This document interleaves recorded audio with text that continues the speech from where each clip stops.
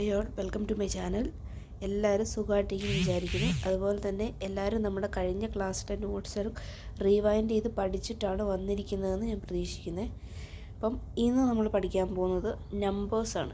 ജർമ്മനിയിൽ നമ്മൾ എങ്ങനെ കൗണ്ട് ചെയ്യും, എങ്ങനെയാണ് നമ്പേഴ്സ് പ്രൊനൗൺസ് ചെയ്യുന്നത്, എന്തൊക്കെ വ്യത്യാസങ്ങളാണ് ഇപ്പം നമ്മൾ നമ്പേഴ്സ് പഠിക്കുമ്പം ശ്രദ്ധിക്കേണ്ടത്, അതുപോലെ തന്നെ എന്തൊക്കെ വ്യത്യാസങ്ങൾ ഇത് വരുന്നുണ്ട് എന്നുള്ളതാണ് നമ്മൾ ഇന്നത്തെ ക്ലാസ്.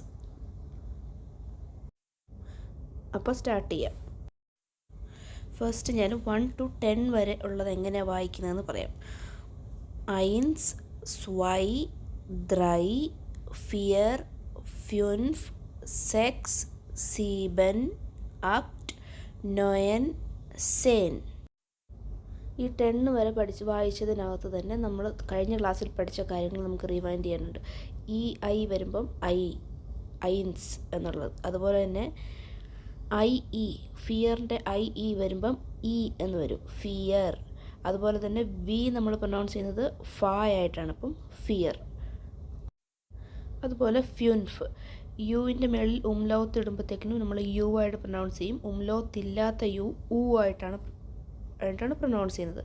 ആ ഒരു വ്യത്യാസം, ഫ്യുൻഫ്. നെക്സ്റ്റ് 11 തൊട്ട് 20 വരെ എങ്ങനെ വായിക്കുന്നത് നോക്കാം. 11 എൽഫ്, 12 12. ഈ രണ്ടെണ്ണം മാറുന്നുണ്ട്. അത് കഴിയുമ്പോൾ നമ്മൾ വായിക്കുന്നത് 3 + 10 എന്നുള്ള കണക്കിലായിരിക്കും. ദ്രൈസേൻ, ദ്രൈ എന്ന് പറഞ്ഞാൽ 3, സേൻ എന്ന് പറഞ്ഞാൽ 10. ദ്രൈസേൻ, ഫിയർസേൻ, ഫ്യുൻഫ്സേൻ, സെക്സേൻ, സീപ്സേൻ. സീബൻ എന്ന് നമ്മൾ ഫുള്ള് പറയത്തില്ല, ഹാഫ് മാത്രം. സീപ്സേൻ, അക്സേൻ, നൊയൻസേൻ. നെക്സ്റ്റ് 20ക്ക് പറയുന്നത് സ്വാൻസിക്.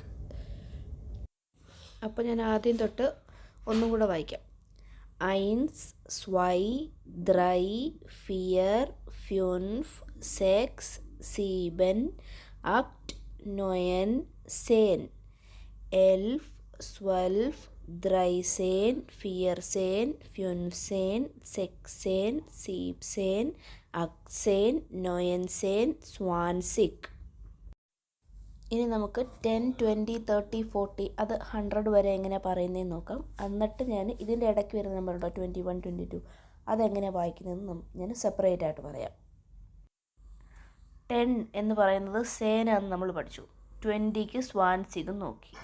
അടുത്തത് 30 ദ്രൈസിഗ്. ആ ബീറ്റായസ് കണ്ടോ, ബീറ്റായസ് എന്ന് പറഞ്ഞാൽ ഭാ പോലത്തെ ദാ പോലെ ഇട്ടേക്കുന്ന അത് കണ്ടോ, അത് എസെറ്റാന്ന് പറഞ്ഞില്ലേ.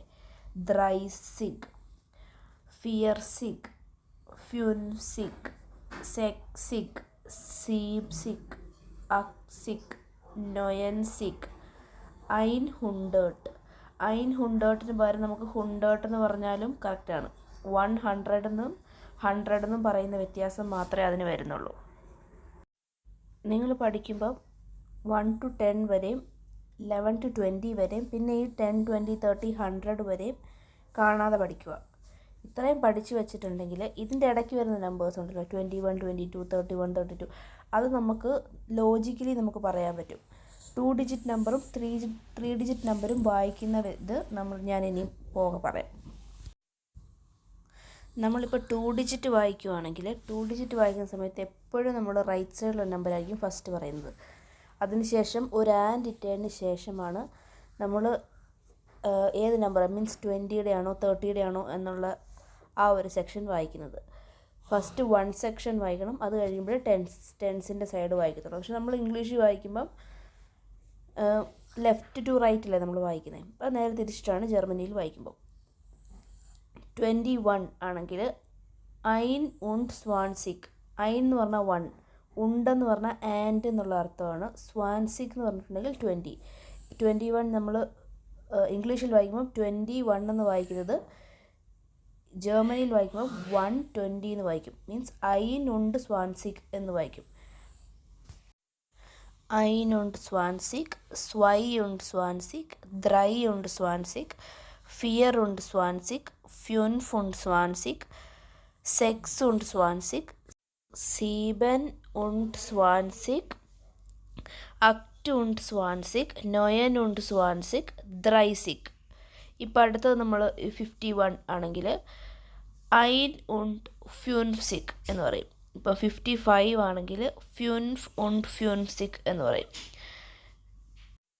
ഇപ്പം ഒരു 57 വരെയാണോ, 57 വരെ നിങ്ങൾക്ക് കാണുന്നുണ്ടല്ലോ. അത് 61 തൊട്ട് 100 വരെ എങ്ങനെ എഴുതുക എന്നുള്ളത് നിങ്ങൾ എഴുതി വെക്കുക. എന്നിട്ട് ഒരു ഫോട്ടോ ക്ലിക്ക് ചെയ്ത് അത് കമൻ്റായിട്ട് നിങ്ങൾ പോസ്റ്റ് ചെയ്യുക. അപ്പം നിങ്ങൾക്കും മനസ്സിലാവും. നെക്സ്റ്റ് ക്ലാസ്സിൽ എങ്ങനെയാണ് എഴുതേണ്ടത് എന്നുള്ള ഒരു പിക്ചർ ഞാൻ ഉറപ്പായിട്ട് ഇടുന്നതായിരിക്കും. അപ്പോൾ നിങ്ങൾക്കത് വെച്ചിട്ട് കമ്പയർ ചെയ്യാം. അപ്പോൾ എനിക്കും മനസ്സിലാവും നിങ്ങൾക്ക് മനസ്സിലായോ എന്നുള്ളത്. നമ്പേഴ്സിൻ്റെ ടോപ്പിക്ക് ഇന്ന് തന്നെ തീർക്കണം എന്നാണ് ഞാൻ വിചാരിക്കുന്നത്. അപ്പോൾ ഞാൻ മാക്സിമം ഇന്ന് തന്നെ 3 ഡിജിറ്റ് നമ്പർ മീൻസ് 101, 102 ആ ഒരു സെക്ഷൻ ഉണ്ടല്ലോ, ആ ഒരു ഇതും കൂടെ ഒരു വീഡിയോ ആയിട്ട് ഞാൻ പോസ്റ്റ് ചെയ്യുന്നതായിരിക്കും. അപ്പോൾ നിങ്ങൾ 2 വീഡിയോയും കണ്ടിട്ട് കമ്പൈൻ ചെയ്ത് നമ്പേഴ്സ് ഇന്നുകൊണ്ട് പഠിച്ചു തീർക്കണേ.